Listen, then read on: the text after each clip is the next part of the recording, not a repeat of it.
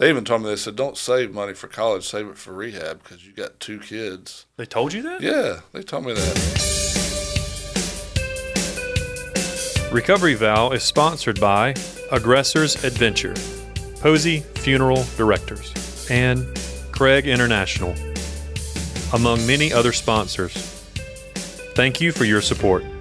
The Childers, welcome to the Recovery Vow podcast. It's so awesome to have you. Terry, I've known you for a while. Thank you for coming, Misty. I've known you for probably 10 or 11 years. I've just known of you through different circles, but I can't thank you guys enough for coming on the podcast today. There's going to be a few things I do want to talk about. I told you guys a minute ago, I want to talk about you and your story individually, and then you and your story as a couple that met in recovery. So I feel like we should start with Misty first because she's the lady in the room. Misty, tell me what life was like growing up and when you knew you had an issue. How about that? And it does not have to be like we're just having a conversation. Yeah. It does not have to be like dark. Oh, you know, because people get real dark in their addiction. Share what it was like and rock bottom, and we'll talk about it as you get through it. Yeah. So I grew up in Florida. There's 5 of us. 5 brothers and sisters? Mm-hmm. So I'm the 5th. So I have an older brother, and everybody's always shocked. I have an older brother, then me, and then I have a sister and then 2 younger brothers. Okay. So there's 5 total. So I'm the second oldest. Oh, wow. And how old is your older brother? He's 18 months older than me. So Mom and Daddy didn't play around. Yeah. So he's 18 months older, and then my sister is 18 months younger. My mom wanted babies. Obviously. So you guys she real would close? have had more if she could. My sister and brother and I were close. That's growing good. up. Yep. My mom and my dad married right out of high school, like 2 weeks out of high school. So 2 weeks out of high school? Yes. So they were high school sweethearts, but it didn't last long. Really? Yeah, it didn't last long. I think they got divorced when I was like, I don't know, maybe 2. Like, I was young, but they were young. I mean, I think about it now, being 18 and having 3 kids. That's young. Yeah, like, there's just no way. Yeah, those kids that just left here, they're 23. Yes, I just can't even imagine. But yeah, so I've never seen my parents married. So that, I always tell people, like, my story is very normal to me. Yeah. You know, just because it just started out like, you know, like my parents were never together. So that was normal. But then my mom got remarried and had my 2 little brothers, Sam and Jake. And we grew up in Florida. You know, I mean, my mom was married a lot. I love my mom. What's a lot? 8. She's on her 8th. She's married 8 times. You close to your mom? I am, Okay. but That yeah. just makes me nervous. I know, right? It made Terry It made me real nervous. too. I mean, I can see that. Wait a minute, what? Okay, like, how hold long on. did you wait before you told Terry that? I told him at the beginning. Right away? Yeah. Oh, yeah. It wasn't who I was. Yeah, so, yeah. I mean, I didn't care. All of my siblings, I'm trying to think. My brother's the only one that's been divorced twice. My oldest brother, Terry's my first marriage. My sister's still married. So it really didn't trickle that part. Good. That's good. But so I did grow up. I had a lot of change all the time. My dad wasn't really in the picture much. He was at some time. At one point he was. But so I just had a lot of change. We moved a lot. I went to a lot of schools. And I had a lot of stepdads. 7. Yes. 8 of them. 8. 7 of them. Yeah, 7. So I always say that that's why I'm so resilient today, and I actually can be in any situation, and I'm fine. Honestly, so there really is a blessing in all of it, like because I went to so many different schools, and just had to meet new people and all the things. Because did Mom move a lot? Mm-hmm. Okay. Yeah, we moved a lot. Sometimes we were poor, sometimes we had a little bit of money. Like it was just she was just surviving with 5 kids. Yeah. At all times. So, but in 8th grade was like the first time I maybe it was 7th grade. My brother, I don't know, we kind of messed with alcohol a little bit, you know, like Bailey's, you know, that's like what my mom had Your in the mixer. house. Yeah. Because honestly, like growing up, my mom never drank. No one really drank around us. But she did have Baileys, and I do remember getting into the Baileys. What made you go into the Baileys, you think? I don't even just know. Being super kid? Yeah, I think my brother and my sister and I just were always in trouble. Always looking for some kind of trouble. And how old were you said? 13? I was probably 13, yeah. Mm-hmm. That's the age. I mean, Yeah. every person that comes on this podcast, Yep. it's usually the guys too. It's 13, 14, 15. It's like if we're going to do it, we're going to try and do it now. For sure. So yeah, and then in 8th grade, it's like the first time pot was introduced to me. So I tried that out. I didn't really like it. It was whatever. And honestly, like all through high school, I was actually the good kid out of my two baby brothers were always good. But like my sister and my brother, they were actually way worse than I was. Like seriously. Callie was always way worse than me, and Rick was always way worse than me or in jail. Okay. So I actually kind of flew under the radar a lot. I just didn't stick out like I was a bad I did things like everybody was like, what? Like Misty? Not Misty. Yeah. Not Bailey's Misty. Right. So I got away with a lot, but in high school I partied on the weekends. Nothing major. When I graduated high school, I did start to go down, like, I kind of, like, sensed that I was going down pretty fast just with the crowd, and I always tell people I've always had it in me, like, I always knew that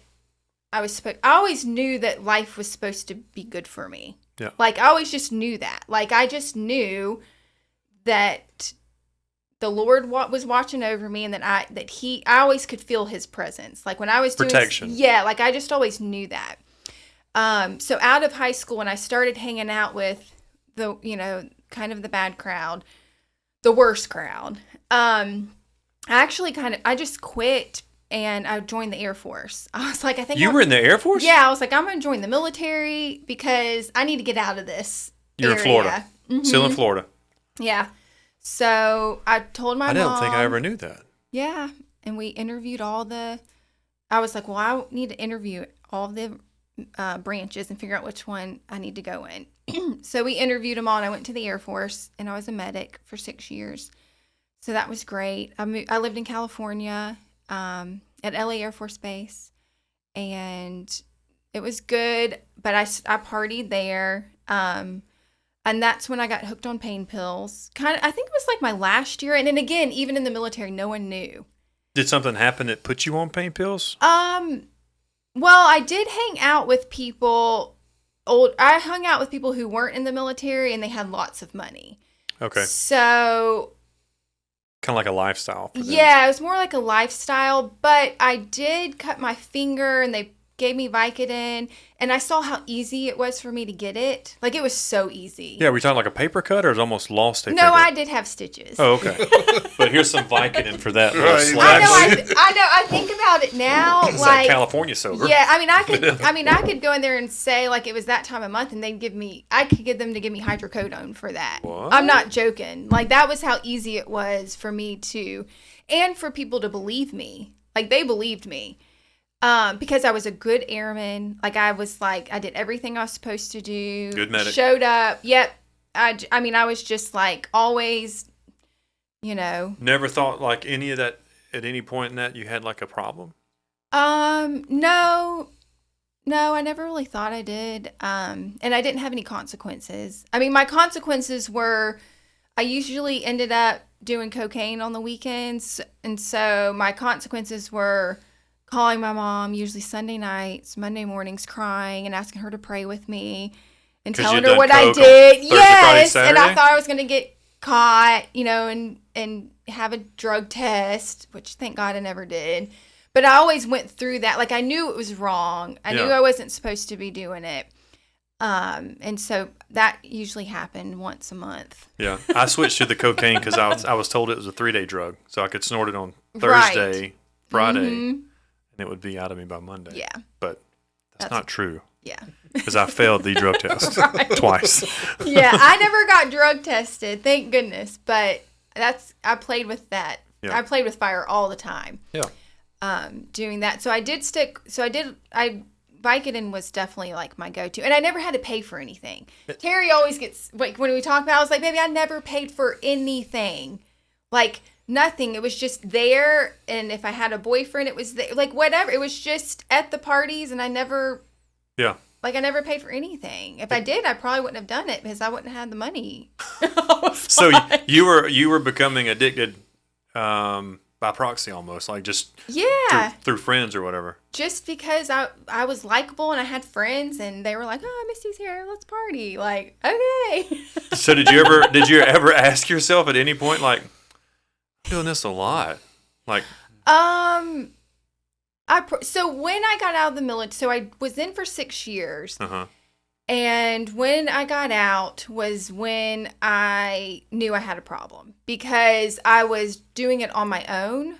Okay. And I was trying to find it, and I was like stealing if I was either babysitting or dog watching or house watching. I was looking for it in their bathroom. So that's when I was like, okay, you have a problem. Yeah. So that's when I knew I had a problem. So when I got out of the military, I can't remember. It was whenever I got out, it was like in March. And actually on Mother's Day, I was home with my mom and I was trying to steal her pain pills for her back.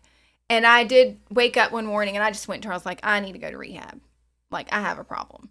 So I went to rehab, and this is actually, like, I can laugh about it now. So I go to rehab for 30 days. I get out. And this is how good I was. I talked to my mom into it was okay that I could drink alcohol. And she took me out to dinner. And you had, as long as you're not doing the Coke or the pills. Right. And I had wine. But then they kicked me out because I was in the bathroom, God knows when. 3 hours later, trying to find some cocaine in the stalls. Because you had all the liquid courage you needed. Yeah. So I realized then, I was like, okay, I probably shouldn't be doing any of it. Just not the Misty I ever pictured. Yeah. Thank you for letting us see a peek inside of that, by the way. You're welcome. Because, I mean, that is crazy. So what, so you went, well, that didn't work. Did you go to rehab again? How many times did you go? I just went once. So that was when I was 25. And really from 25 to 28, I spiraled. Like just my mom, I was with my mom. She was in South Carolina and I moved in with her. She taught me how to sell radio in South Carolina. I had a job. I got like 2 cars repoed. I had a coworker once. He's like, when you don't pay your car payment, they take your car. I'm like, shut up. But I just kept, and I did go to AA, here and there. I'd probably get 30 days and I just always relapsed. So from 25 to 28, just kind of in and out of the rooms, getting sober, relapsing back and forth. And then I got pregnant with Jackson, my oldest. He's 13 now. Wow. And yes, in Myrtle Beach. So I was still kind of moving all around. But got pregnant with him. And then his dad died in a car accident. Like, let's see here, April 3rd, like 4 weeks later. So stop, back that up. Jackson's dad passed away in a car accident. When he was born? When I was pregnant with him. You were pregnant with him? Yes. So it was a one-night stand. Honestly, I was sober for 30 days because I always drank when I was going on a date or anything, right? I was always uncomfortable with that. And I remember it was Valentine's and this guy that I met in Myrtle Beach through my mom, like, well, I really want to take her out. And I was like, well, I'm really trying to be sober and not date, it's so funny. Not in Dirty Myrtle. Right. And my mom's like, oh, he's a super nice guy. So I'm like, okay, fine. Anyways, so we went out and he wanted to take me. I don't even remember where it was. Anyways, as soon as we got there, I remember on the drive there, I was like, I'm going to have to drink some wine.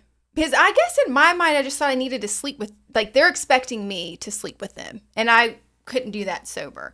So I remember thinking that on the way to this hotel. And so as soon as I get there, and I remember Shane, and I remember telling him, well, I'm just going to have some wine. And I remember him looking at me like, aren't you sober? And I was like, it's fine. I can have one glass. Well, just don't bring out the cocaine, Shane. Right. Or let me get a paper cut on this napkin because I'm going to need some Vicodin. Right, exactly. So however many bottles later, here I am pregnant with Jackson. So it was a one night, I call it like a one night thing. Poor Jackson, he doesn't know. But Not poor Jackson. He's great. But anyway, so I wind up pregnant. Yeah. And I'm just like, oh my goodness. And Shane knew. I told Shane, and he knew. He was super excited. But I was like, listen, I don't even want to be with you. I mean, I was like, let's just see what happens. I ended up leaving Myrtle Beach with my mom. So whenever my mom moved, I would kind of go with her. Yeah. During that time. So I was literally on a friend's couch, sleeping on her couch. That's where I lived. Pregnant with Jackson, and then my mom came and knocked on her door and told me that Shane had died in a car accident. My goodness. Yes. I'm so sorry. Yeah, it was awful. And tell me your son's name again? Jackson. Jackson. Yeah, he's 13. 13. Yes. 14. I'm getting In old. 2025. I'm getting old. On the way over here, I'm like, how old am I again? Yeah, so he just turned 14. So That's a lot. Yeah, it was a lot. Try to stay sober with all of that.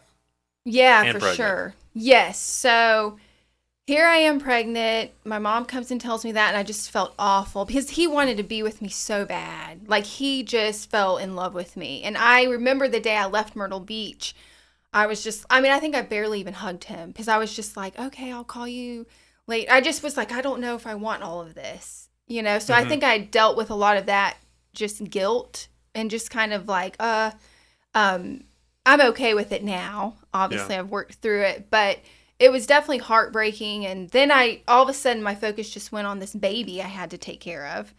And then Shane's family, they're all Canadian, and he was Canadian, but he lived in Myrtle Beach. So they all came down, and I met them all for the first time. And his mom, Teresa, said, hey, why don't you come live with me in Canada over the summer? And she's just a sweetheart. She just has this, like, she's just great. And I was like, that sounds great. So I actually moved to Canada. Time out. Mm-hmm. Never met him. Never met him. But I'm going to move to Canada with you. I'm going to move to Canada. You just don't care.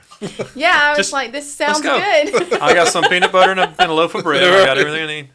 So I moved to Canada, and I moved in with Teresa, Shane's mom. Okay. And she's excited. She's so excited. She's great. I mean, she's amazing. So when I was in Canada, I stayed sober while I was pregnant. Shane had one brother, Dale, who was older, and he was great. Like, I didn't have anything. I think my car got repoed up there too. So I literally had nothing, and I was like nothing.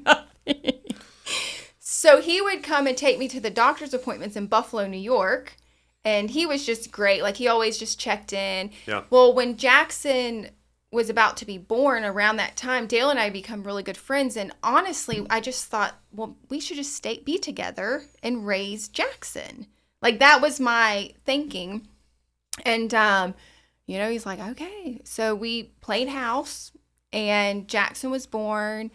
And I started drinking again because I was so uncomfortable. Yeah. Like, none of this is what I wanted or anything. So I drank to just mask all these emotions I was having. Yeah. So Jackson was born, and a year later, he turned 1 year in October, and I got sober in November. I went to AA in Canada, and I went to a women's retreat that just was amazing. Like, God just dropped me in there and was like, this is where I want you. And it changed. Everything from then changed. So that's was my the day. moment. Yep. So okay. I got sober November 22nd, 2025. 12. Is it 12? Is that what 12. Yeah. 2011. 11. Because he was born in 2010. Yeah, 2011. And I started working with Krista, my sponsor in Canada, who's amazing. She's such an angel. Just really, and I hated her at the beginning. Really? I remember calling Teresa like, I don't think she's going to work out for me. I was like, she's just not my type. And now, I mean, she's amazing. And then I started getting healthier and realizing Canada wasn't where I wanted to be. And so I ended up leaving Canada. My mom was in Vegas at the time. With a new job. Jerry Springer. You keeping up with all this? I'd just say Jerry Springer. With a new job. Listen, I'm laughing with you, and I am questioning. I'm trying to keep up with the timeline here. Yes. Because you were in Myrtle. Mama was in Myrtle. Yes. Born in Florida. Moved to Canada. Yes. To be with Jackson's grandma. Yep. And then I don't want to be here anymore. And so coming back, but I'm going to Vegas. Yeah, so mom's in Vegas, Got it. so I'm like, I'm going to go to Vegas. And when I got to Vegas, I really didn't know if I was going to stay. But when I got there, I realized I don't want to go back to Canada. But here's the whole surprise. I'm pregnant with Alex.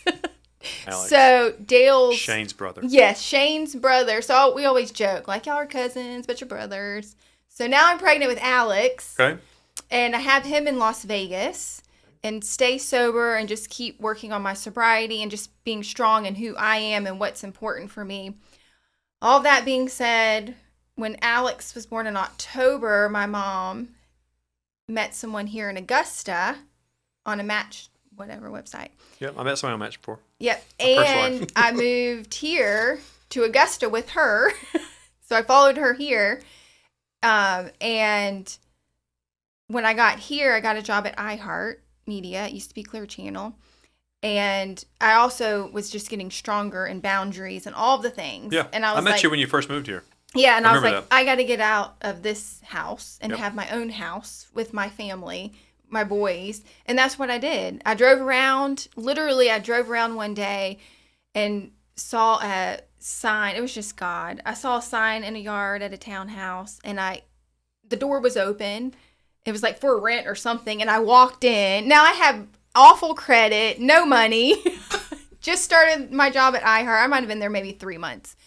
And I walked in, and this guy was painting, and I was told him my story, and he ended up letting me rent the place without having to do too much down or whatever. That's awesome. Yeah, Wendell. I still keep in touch with him today on Facebook. Like, he'll message me, like, I'm so proud of you. Because he, like, saw me. Yeah.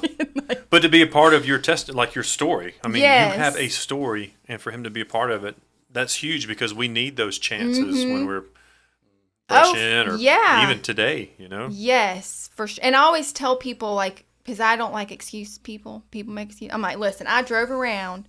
You just put in the work to put it out there. Things will just happen. I promise you. It's not going to happen if you're just sitting at home doing nothing. That's right.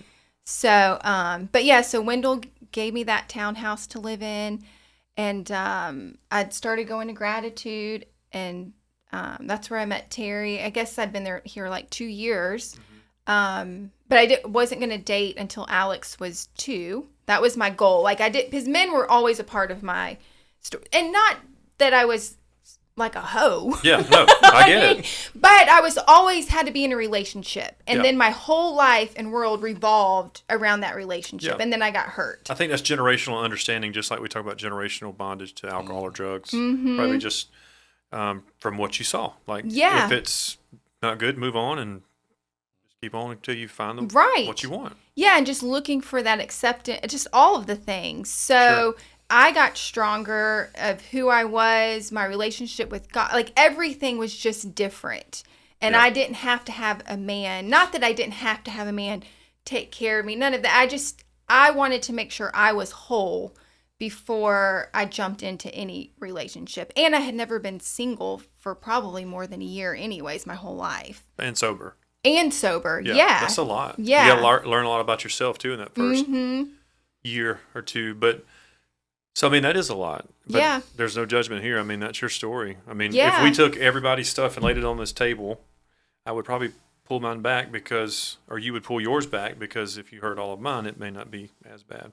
Right. Probably worse. Yeah, for sure. Yeah, I always tell people I'm an open book. I think, and I you wouldn't are. change for anything. Like, I always tell people my story and like everything has made me exactly who I am today, has allowed me to help people. I mean, it's even my mom. A lot of people, when I say that, I'm not bashing my mom. You know, a lot of times my heart hurts for her because I want her to be happy and healthy, right?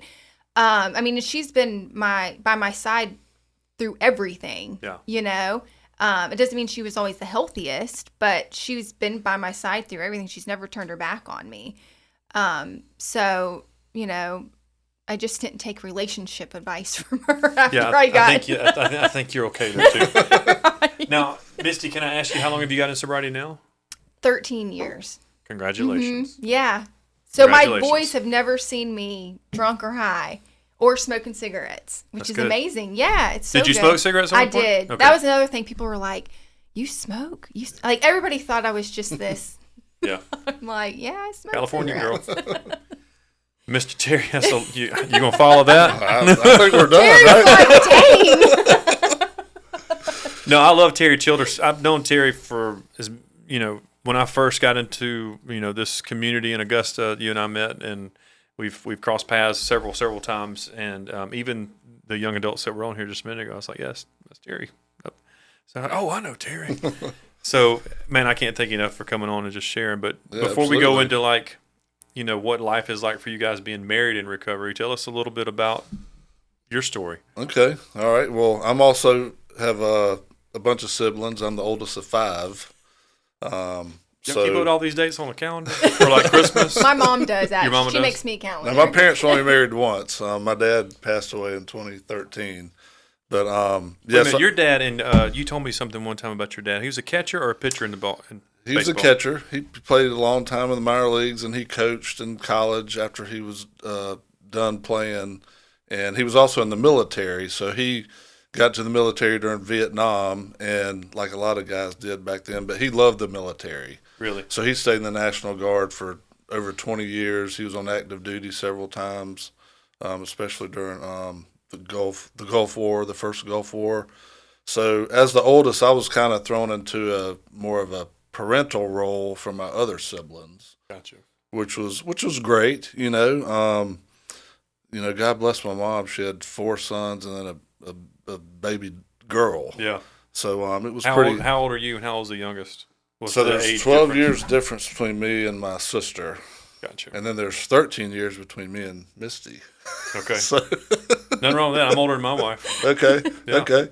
Not that The many boys years. always give him a hard time. Well, when I told my sponsor, I said, "Hey, man, I'm 13 years older." He goes, "I'm 13 years older than mine." I was like, "Oh, good. Yeah, we're good. so you can't we're say good. anything. We're good." So, but no, so my dad being a baseball guy and a military guy, he liked to drink his beer. Yeah. But my dad never got violent or anything like that. But as a young person coming up, I saw him doing that, and he was my hero.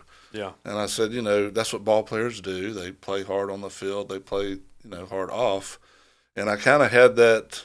Now I know I was kind of living that lie. Even when I got to high school, again, my first beer is probably 13 or 14.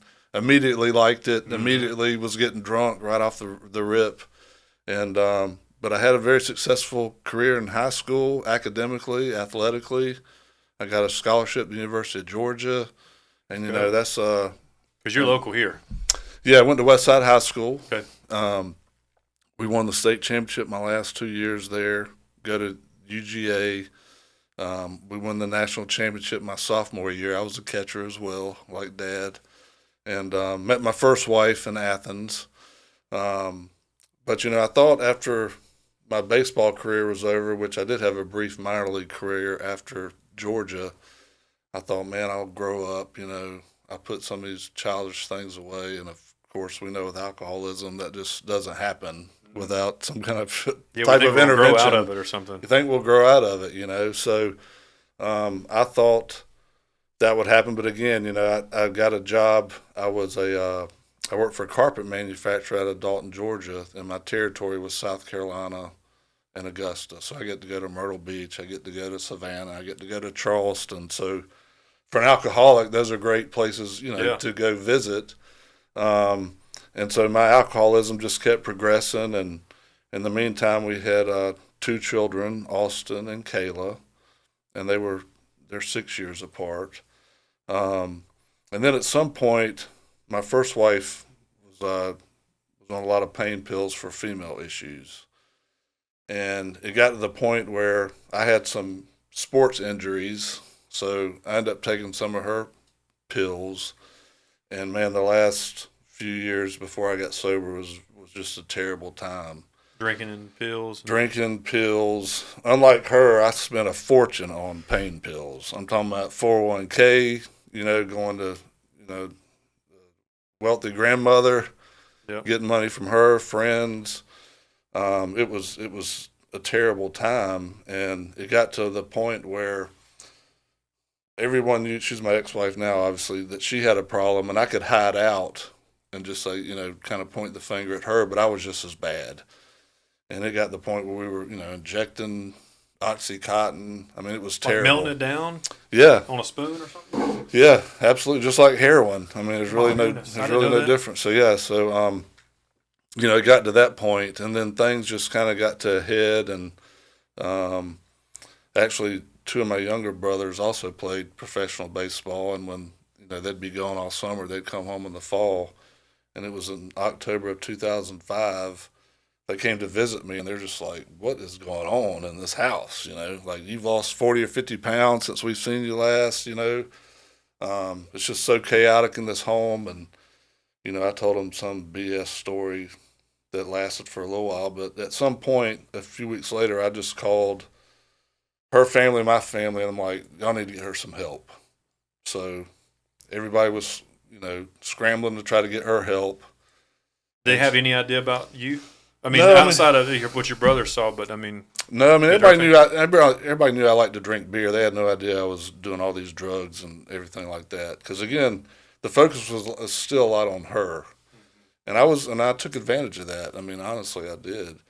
But anyway, so she went to rehab. I ended up going to rehab shortly thereafter.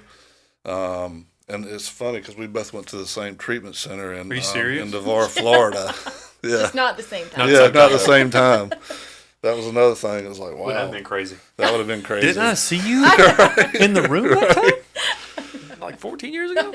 So I got sober October 22nd of 2005. So it'll be 19 years in a couple days. Good for you.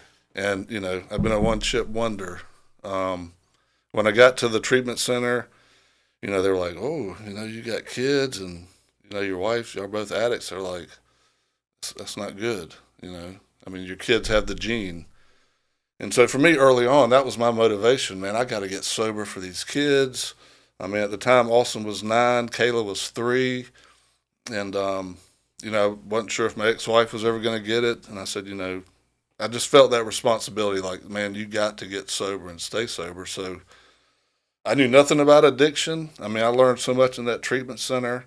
And then when I left, they said, you need to go to AA and get you a sponsor. So, I had that gift of desperation where I was willing to do whatever they told me to do. So I came back to Augusta, found my sponsor in my second meeting, and just started going to AA. And it was a lifesaver for me. That's awesome, I mean, I still have the same home group, 19 years later. And unfortunately, the marriage didn't make it. We got divorced, and then, for a long time. You got divorced in recovery? I was sober, yeah. Yeah. And so I guess I was single, I don't know, probably about a decade or so. I was thinking you were about to say a year, but you said a decade. I know. When he says a decade, I'm like, 10 years. Yeah. Did I say sober or single? No, single. Yeah. I was like, You're dang, single a for a decade? I stayed single for a long time. Yeah, I mean, it was like I was, at some point, my focus was on staying sober, being a good dad. Mm-hmm. After I was sober for 2 or 3 years, I said one of these prayers like, "Hey, God, I really like AA. I really like helping guys. I'd like to do this for a living." 2 weeks later, I got fired from my job, and 2 weeks later, I'm working in the treatment industry. So that was 2009. Now, I went from making a pretty good salary to working in the treatment field. I'm making half the money, but I thought, kind of like ministry work. Yeah, exactly. So I'm like, here's my chance, to make a difference. And, What were you doing for a living? So I was still in the floor covering industry. Okay. I was in the carpet industry. Then I worked for a local place here that did all types of flooring. Gotcha. And I just knew that wasn't for me. Yeah. I was like, man, I love, I would leave every day at 11:30 to go to a noon meeting, my home group. And, cause I knew I needed that to survive, but when I said that prayer, I get fired 2 weeks later. 2 weeks later, I'm working called Bradford Health Services. They had a outpatient office here. And, I thought, here's my chance, So I worked with them for 12 years. And here in the last 3.5, I've been with the Bluff that's here in Augusta. But Beautiful facility, by the way. Beautiful place, great staff, great people. We're pretty small. We're out on a couple 100 acres. So it's just a great, serene place to really, it's almost like a retreat feel to it. But we have all the medical services. I mean, great food. I mean, you name. We got a great equine therapy program. That's a real highlight. But the way me and Misty met was, she moved here. She starts going to the gratitude group, and I don't know. I mean, at the time, I wasn't thinking about relationship or anything. I do know I said a prayer, and she always tell her this and tell other people. I said, God, if you got another woman for me, number one, I want her to be sober, honest, trustworthy, and if she's beautiful, it's a bonus. So that was kind of my prayer. And I said, and she's got to love you more than she'll ever love me. Really good. And so, she'd been coming to gratitude a while, so we got to know each other on a friendly basis. I learned her story. She learned mine. And I remember one day after meeting one of the older ladies was like, hey, Misty's single, you're single, y'all should get together. And I'm thinking, I thought she was even so much younger than me than she actually is. Yeah. Was that because we started talking because Tiffany, one of my coworkers called on him, his business, and then she ended up needing to come to AA. Yeah. But then she never showed for his appointment to go over some marketing. So he's like, hey, what happened to Tiffany? I was like, oh, she's not with us anymore, like works with us. I was like, but I'll come by and show you some marketing, whatever. And then so we started kind of talking. But even then, I was like, I wasn't putting all this together because same here. I wasn't either. I was like, okay. So she came and she handed them off. It was right before July 4th. And I just happened to ask her, I said, what are you doing for the 4th? And she said, well, my boys won't be with me. I'll probably just go to a movie or something. I said, well, do you want me to take you to the movie? He said it just like just like that. That's what 10 years of singleness will do to you, Misty. Terry's like, I know. I'm going to shoot my shot. I was like, so we go to the movie, and man, and You remember what movie y'all saw? Yeah, Tammy. It's called Tammy. Yeah, with the paper gun? Terrible movie. Terrible movie. And at the time, I was living with my mother because my dad passed in 2013. And so I took Austin and Kayla. I had custody of both of them at the time, so we moved in with Mom. So here I am. I'm thinking, here I am living at home with my mom. She just got out on her own, but It's funny. it's just It's like being kids again, like being teenagers. Mm-hmm. being kids. But Mom, anytime I got to be home after this movie. yeah, exactly. What y'all going to see? Tammy. Yes. Tammy. But we went to that movie and we got engaged in December and we got married the following That was May. in July. Mm-hmm. Yeah, July. Mm-hmm. So we got engaged at Christmas, married the following May, and it'll be 10 years this May. Mm-hmm. May what? 25th? Yeah, me and Kristen are May 2025. Like May. No, May 30th. 30th. Yeah. I get that wrong. I get it all wrong. Yeah, it's okay. I heard. Yeah. But anyway, it's been since we've been married. I mean, obviously now all of a sudden we got this blended family. Yeah. What's that like for you guys? I mean, it's great. I mean, it's important. Like, Yeah. there's a group in Dallas that I've become friends with in the network, and it's called Blended Kingdom Families, Mm-hmm. and that's what they specialize in, is blended families. And Yeah. I've really dove into what they're doing because it's more and more and more. Oh, You yeah. know, Right. like Kristen, when I met Kristen, I came with a package deal of 2 little Yeah. fellers in diapers. One of Yeah. them was in diapers, and so man, I get it. Mm-hmm. So what's that like for you guys? Well, that's what happened when we got married. The boys were 2 and 4. Mm-hmm. Jackson and what's your other? Alex. Jackson and Alex were 2 My and 4. Kayla was my daughter. She 12. was 12, and Austin was 18, 19. Mm-hmm. And Austin's also struggled with addiction, and as you know, we lost him last year I'm from so the sorry, overdose. Yeah, and that's He's a good man. that's been that was hard on throughout our marriage, just because Austin was either in jail a lot. I mean, one time he had to go to a prison program, in and out of rehab. One time I wanted him to come live with us, and she's like, I don't think so. I mean, it was those type of things. I mean, it almost tore apart our marriage, honestly, Yeah. a couple times. Can I ask you a question? Yeah.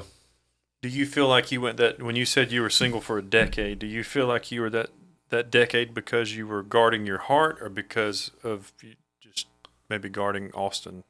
And was he in addiction then? From the time he was, 15, 16, he started struggling with addiction.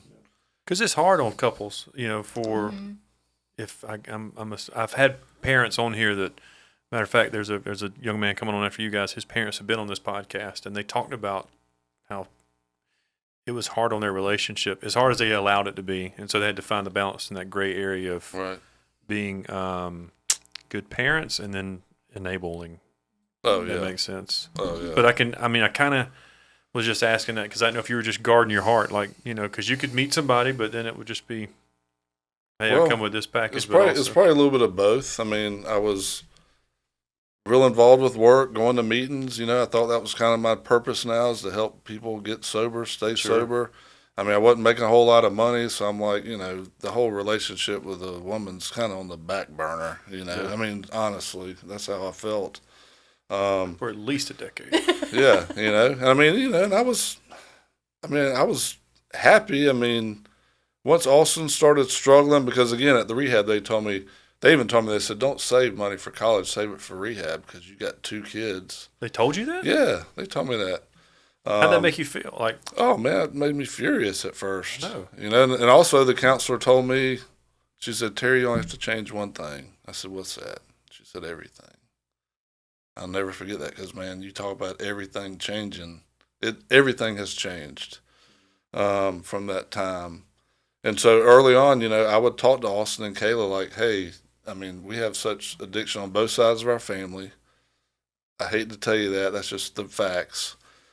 And Austin kind of, he went down the same path. And, he'd always tell me, well, I didn't think this would happen to me or that would happen to me. And Kayla kind of went down a different path, thank God. But yeah, just seeing Austin struggle all those years, he was a good baseball player too. He got kicked off the team his senior year of high school. He got a scholarship to a small college in Georgia. He got kicked off the team there because of his addiction. Then he got into drug court, and he would keep messing up, and they'd send him to jail for a period of time. Then they'd send him to prison, and so it was just so hard watching him go through all that. And here I am, I've got this new relationship, and at some point, Austin was in this 9-month prison program, and I wanted to bring him home to live with us when he got out. Misty, rightfully so, was very worried about that scenario. So we actually went to counseling for months, and man, we fought it out. And finally, she relented and said, okay, so we were going to take a garage we had at the time and make a little apartment out of it. And right before Austin gets out, I go down there and tell him that, and he said, I think I'm just going to go back and live with Mom when I get out. So he had no idea what all y'all were going through. And I think honestly that was the time that things could have changed for him. Mm-hmm. I really I think I knew in my heart that was the time. Yeah.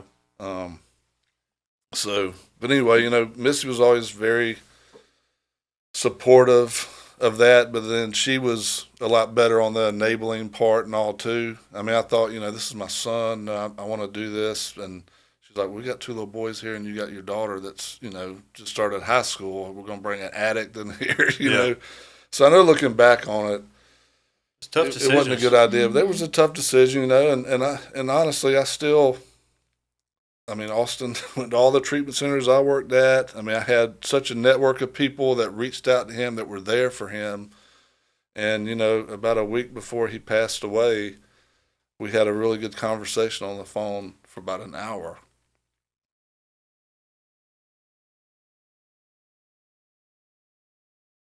Take as much time as you need. And, I told him, he said, Dad, I've let you down. I've let myself down. I've let everybody down. And I said, man, I hate addiction. I don't hate you. I said, I love you. And he told me I was his hero because he didn't know how people got sober, but he saw me do it. Mm-hmm. And of course, I'm like, man, you can do it too. And I knew at the time, all these years I've been talking to him, it hit me like he's really asking. He really wants to know. And so I invited him to go to church with me that Sunday. And he died Saturday night. How old was Austin? 27. So was it an overdose? What was his drug of choice, Terry? Oh, at the end, it was fentanyl. Yeah, that last time we talked, I said, Austin, man, I said, fentanyl it's Russian roulette. Bro. And he goes, Dad, I know the dangers. I mean, he knew. But he had enough fentanyl in his system to kill dozens of people. And he had xylazine and just all kind. Like whatever he got a hold of that night, he had no chance. He didn't make it to church with me that Sunday, but his funeral was in our church, a few days later. So it's been hard. I mean, it's been, I work in the field. I got sober thinking, okay, I don't want my kids to go down this path, and he did. Did you hear about generational breaker and all that we can be for people? So and I prayed to God for years and years, God, please get Austin straight. And I remember getting the phone call, and I remember looking up going, really? Really? Like, this is how it plays out. But, I don't like what happened. I don't understand it, but I'm doing my best to trust God through it all, Well, I can tell you that you are an influential person in this community with your story in recovery, but, your all story. I mean, people know who Terry Childers is. I just want you to know that. So I know you carry a burden of making an impact on your son, but you are making a huge impact on people around you. And that's great. And that's great. But I would have loved to have helped him first. I know. And there's he's going to help somebody today that's going to hear this. He's going to hear. I mean, I promise you that somebody's going to hear this and be a young adult. I just had 4 young adults on here. And that's what we talked about. Is, the people that we surround ourselves with. Right. And I know. Also, he came to me when he was 12 years old. He wanted to get baptized. He was a believer. And even through his addiction, he still had a strong faith. Yeah. And those demons of addiction were just too much for him. And I think God just brought him home. Yeah. And that's what I believe. But I'd much rather have him here selfishly. That's not selfish at all. I thought he was going to get sober and make a big difference in other people's lives. But, he won't have the opportunity to get married or meet somebody like Misty and things like that. So it's tough. It's just tough, And like tough. I said, I work in the field. I help people all the time, but I couldn't get Austin on the other side. And sometimes I'm thinking, are you still doing the right thing or not? No, you are, and his story's gonna change people's lives. I can promise you that. I hope so. And there's no perfect word I can say that'll make any of that pain go away. But just know that his testimony may not have changed him, but it's going to change somebody else. I believe that. It's helping me today just to know that. Yeah, and Austin would always send all his friends to me. He would always, even the last time he was in jail, which was just a couple of months before he passed, I got a phone call one day from my grandmother. She goes, my grandson's in jail with your Austin, and he gave your phone number for me to call to find a place for him to go to. So he was always doing those type things, Yeah. And so I know he wanted to be sober. Yeah.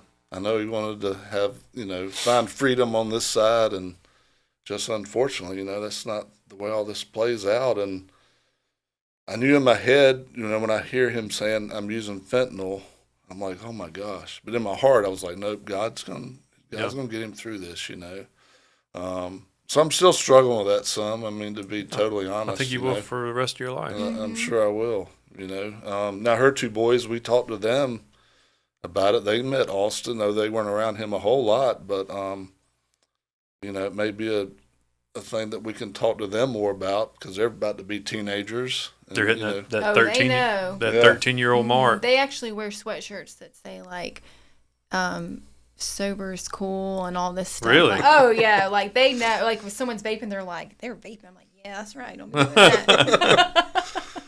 Well, tell me, what's married life like for 2 people in recovery? Is it the same as? I know it's not the same as your marriages before, but marriage is tough. It's a lot of work, right? Mm-hmm. So that's what I mean when I say is it the same. But do you bring any of your work that you've learned in sobriety home? Oh, for sure. Oh my gosh, yes. Yeah. I mean, I don't think we would be together if we didn't have a good foundation in AA, first and foremost. And we wouldn't have stayed together if I hadn't had done precept studies at our church and then really got into the Word, to be honest. Yeah. Because I was ready to walk. We were both ready. I was ready to walk out. Or you were ready to walk out. I can't even remember. And then I went into the Bible and I was like, well, let me see where it says I can get a divorce. And I couldn't. So I was like, all right, Lord, we going on. And I told him, I was like, listen, we're not getting a divorce. And he laughed at me. I was like, we're going to repent right now on the couch. And he was looking at me. And I was like, and we're going to just keep going. And that's what we did. Yeah. You got to 10-step each other all the way, for every sure. day. Yeah. But I think just the foundation we have just, well, for one, honesty. Like, we just are honest. Now, I might spend a little bit too much money here or there. But I always come back and tell them. On, like, Amazon? She asked for forgiveness, not permission. Yeah, I mean, just whatever. You know, we built a house, so I bought some furniture and stuff. Yeah, that's. But That's gonna be any wife. Right? A decade from now, or a decade, I know. you know. I tell them, I was like, well, at least I'm working hard to pay it. Yeah. But just being honest, I think, like, I trust him. Like, I've never doubted him, and vice versa with him with me. Like, we just never, that never even comes up. Yeah. And then I think just respect for one another. Also, just not vomiting on each other. Like, we definitely use our people, so we don't hurt each other. And if we do hurt each other, because we're not perfect, we always, I don't even think 24 hours pass, and we both humbly come back to each other. It's not even sarcastically or. Right, yeah. So I think that has helped us for sure. Yeah, do y'all do like small groups at your church, or like you guys are part of a small group, or how do you stay connected? How do you balance your walk in recovery and marriage, and then also, like, I heard you mention your church a couple of times. It seems like that's really important in your life. Yeah, so our church started precept studies, I don't know, maybe 5 years ago, and so I did Romans the first time. I usually do it by myself, but I did get him to do it this time with me. Oh, Pastor Misty. I know, right? I'm like, come on, Terry. But during hunting put it in season. reverse, Terry. I know. Back up, Terry. Yeah. Backing on up in church. But precept for me was, because I knew, honestly, just opened up my eyes. Because I knew what marriage was, but I didn't know what marriage was, obviously. Yeah. And so what precept did for me was to get into the, like, word, like I was studying it, like I had never studied it before, and I was understanding it, and the Holy Spirit was speaking to me, and I was learning, and it was just, like, I was just filled. So I could not deny anything that was going on.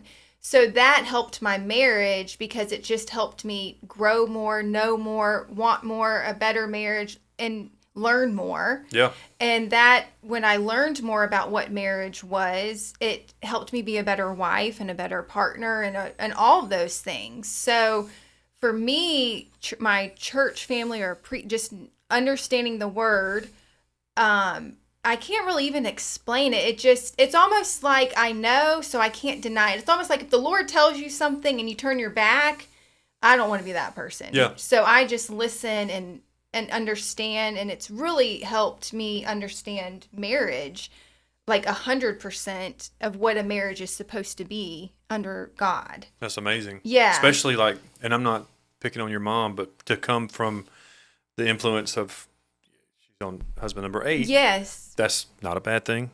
Right. But it's just different. Right. From what the definition of marriage is. Right. Just sticking it out and working through it. Yes, for sure. So you got to have tools in the toolbox when we talk Right. about working through it, and that's what this is. And I would be just honored if you guys took it. I know I've given it to you before, Terry, as like a resource, but I want you guys to have a copy of this book.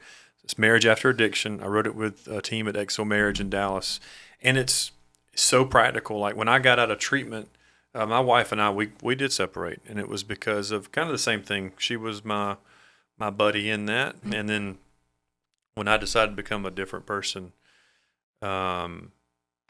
we were just better friends about that. Mm-hmm. And I'm not saying anything bad about her, because she's great. But I feel like if we had a tool, just because I went away for 31 days doesn't mean that it just fixed everything. Mm-hmm. And so that's the reason that I wrote this. It's actually written to our spouse.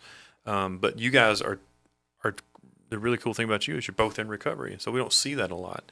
And one thing you said a minute ago is that you you heard something in treatment, and I don't remember exactly how you worded it, but you weren't going to be the 10%, or you wanted to be the 10% that made it. How did that person word it to you?